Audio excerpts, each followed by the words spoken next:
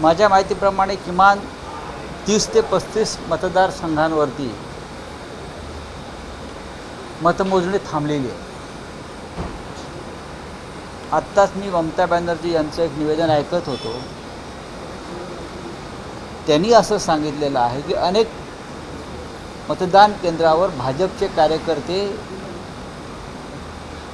लुटालूट करत आहेत आणि CRPFची मदत भाजपच्या कार्यकर्त्यांना होते. हे जरी खरं असलं तरी भारतीय जनता पक्ष पश्चिम बंगालमध्ये सत्ता घेताना दिसतो. जे मोदी आणि शहांचं स्वप्न होतं की भारतीय जनता पक्षानं पश्चिम बंगालमध्ये निवडणूक जिंकावी त्यांच्या कारकिर्दीत, ते त्यांचं स्वप्न आता पूर्ण झाल्यामुळे, ते स्वप्न त्यांचं अखेरचं पूर्ण झाल्यामुळे कदाचित मोदी शहा यांचं राष्ट्रीय स्तरावरचं कार्य संपलेलं दिसतं.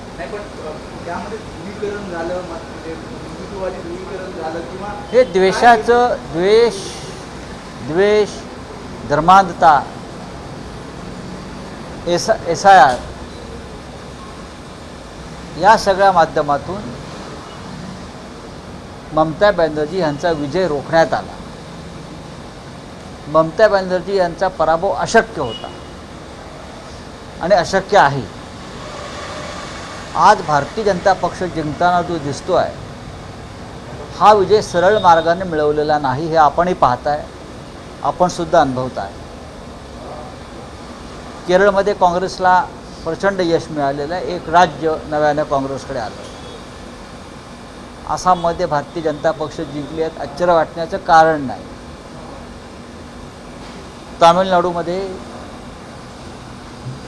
TVK नावाच्या एका पक्षाला लोकांनी मतदान केलेलं आहे, ज्यांना राजकारणाचा किंवा समाजकारणाचा कोणता अनुभव नाही. पण DMK आणि AIADMK या दोघांपेक्षा लोकांनी TVKला, म्हणजे एका अभिनेता जो आहे त्या विजय थलपती यांच्या बाजूने मतदान झालं. पण ती विधानसभा त्रिशंकू आहे, तिथे कोणालाही बहुमत मिळालेलं नाही. अशा तऱ्हेने निकाल लागलेले आहेत. पण NDA अजून मजबूत झालंय पश्चिम बंगालच्या निकालानंतर. दिवा विसताना मोठा होतो. दिवा विसताना मोठा होतो, हे माझं वाक्य तुम्ही लिहून ठेवा. पश्चिम बंगाल जिंकल्या, दिव्याची एक वात जास्त पेटली.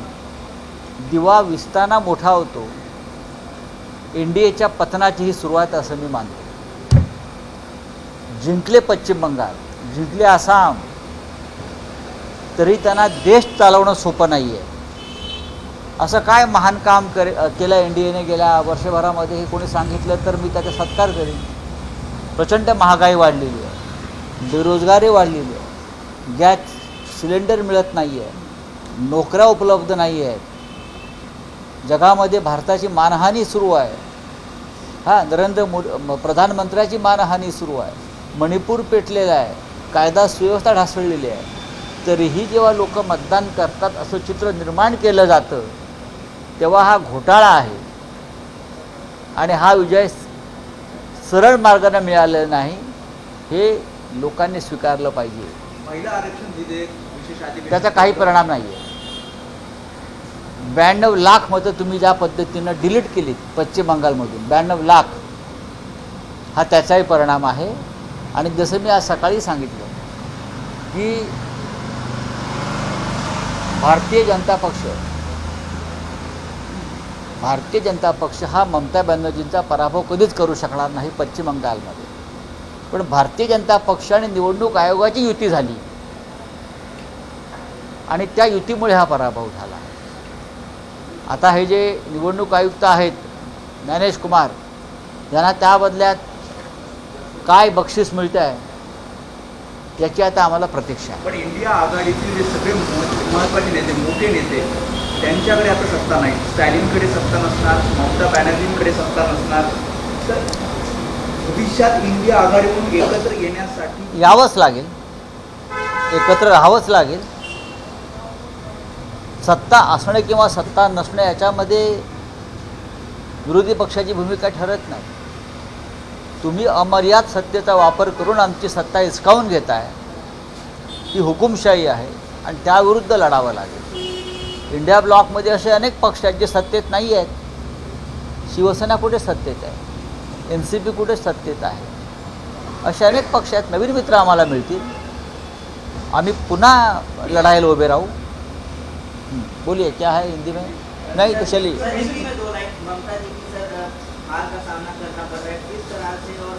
देखिए, मैं ममता दीदी को पहचानता हूँ. चुनाव में हारना और मन से हारना ये दो अलग बातें हैं. ममता दीदी को जिस प्रकार से हराया गया है, भारतीय जनता पार्टी पश्चिम बंगाल में कभी जीत नहीं सकती, कभी नहीं.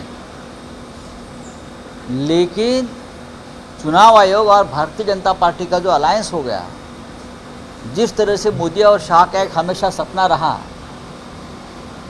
कि सब कुछ जीत लिया लेकिन पश्चिम बंगाल नहीं जीत पाए, वो पश्चिम बंगाल जीतने के लिए ऐसे ऐसे हथकंडे अपनाए वो हम देख रहे हैं. 90 लाख वोटों को डिलीट कर दिया. ये आसान बात नहीं है. 90 लाख वोट चुनाव आयोग डिलीट करता है. यहाँ चुनाव आयोग लोकतंत्र का हिस्सा नहीं है. सुप्रीम कोर्ट हमारी बात सुनने को तैयार नहीं है. हाँ, प्रधानमंत्री की तो बात ही छोड़ दीजिए. तो सुनवाई होगी कहाँ? एक स्टेट जीतने के लिए आप लोगों ने सिर्फ अब मिसाइल और बंकरबंद गाड़ियाँ लाने के लिए सिर्फ बाकी थे, बाकी सब कुछ वहाँ लाया था. आपको लगता है कि SIR के कारण ममता दीदी हार गई? SIR भी है. SIR बहुत बड़ा मुद्दा रहा वहाँ. और चुनाव आयोग की जिस तरह से चुनाव आयोग काम कर रहा था, चुनाव आयोग निष्पक्ष नहीं रहा. इसकी वजह से ममता दीदी पीछे पड़ गई है. अभी भी काउंटिंग चल रही है. लगभग 40 या 35 ठिकानों पर मतगणना रुक गई है. कुछ जगह पर लूट चल रही है. ये ममता दीदी का कहना है. देश में NDA मजबूत हो रहा है पश्चिम बंगाल जीतने के बाद. जब कोई दिया बुझता है